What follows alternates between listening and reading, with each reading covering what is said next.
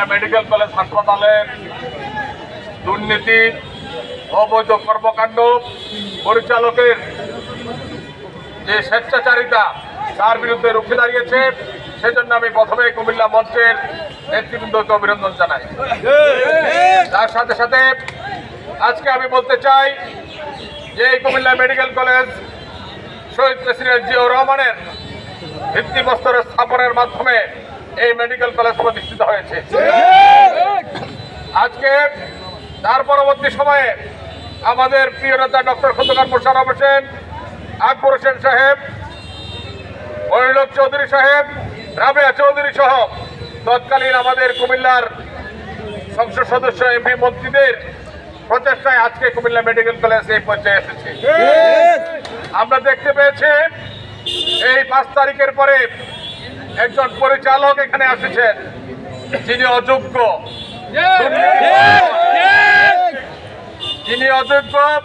দুর্নীতিপরায়ণ, কুমিল্লা বিরোধী, ফ্যাসিস্টের দোসর, এই দুর্নীতিবাজ, এই কুমিল্লা বিরোধী লোক আজকে এই কুমিল্লার মেডিকেল কলেজের মতো একটা বিশাল প্রতিষ্ঠানের পরিচালক হওয়ার মতো যোগ্যতা তিনি হারিয়েছেন।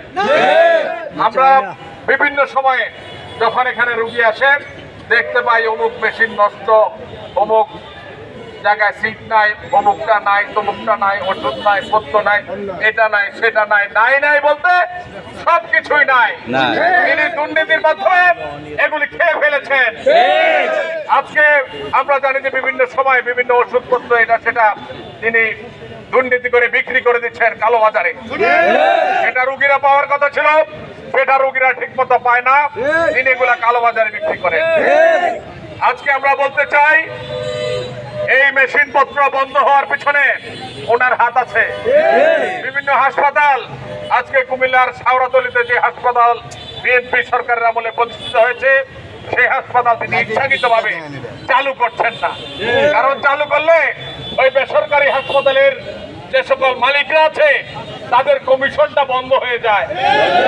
এখানকার সকল এক্সরে মেশিন সহ সকল যন্ত্রপাতি, সকল পরীক্ষা নিরীক্ষার মেশিনগুলি যদি চালু হয়ে যায় তখন ওনার কমিশন কমে যায়। বেসরকারি হাসপাতালের ওই রক্তচোষা মালিকরা তার সাথে যোগসাজশ করে আজকে কুমিল্লায় মেডিকেল কলেজ হাসপাতালের, প্রাইভেট মেডিকেল কলেজ হাসপাতালের ব্যবসা বাণিজ্য চালিয়ে যাচ্ছে।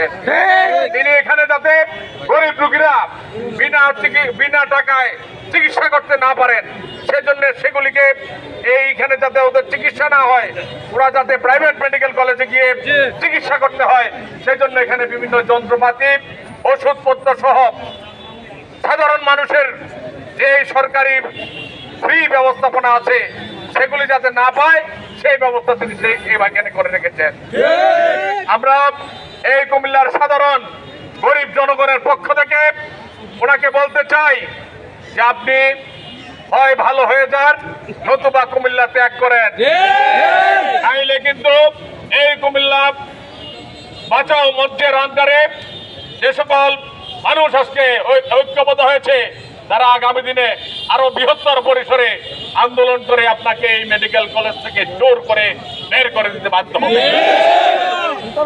আপনি জানেন যে মনিরুল হক চৌধুরী সাহেব আপনাকে বিভিন্ন সময় ফোন করে যে দুস্থ, গরিব, মুক্তিযোদ্ধা, অসহায়দেরকে বাড়ি থেকে হাসপাতালে নিয়ে আসার জন্য আপনি ওনার কথায় কর্ণপাত করেন না। আপনি ওনার থেকেও বড় নেতা বনে গেছেন 5 তারিখের পরে।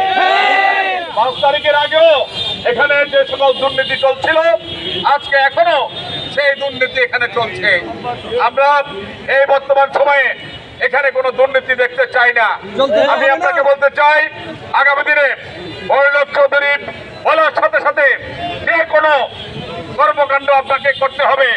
উনি সাধারণ মানুষের জন্য বলে, উনি এই কুমিল্লার মানুষের জন্য বলে, গরিব মানুষের জন্য বলে, কোনো টাকার বিনিময়ে মানুষের সেবা দেয় না।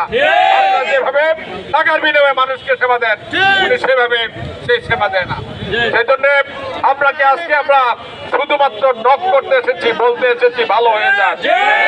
এরপরে কিন্তু আর বলার সময় নেই, এরপরে আমরা যা করার করবো ইনশাল্লাহ।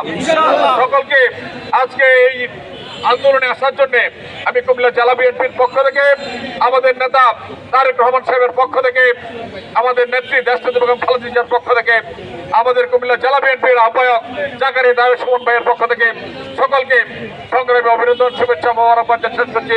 খুদা হাফেজ। বাংলাদেশ জিন্দাবাদ।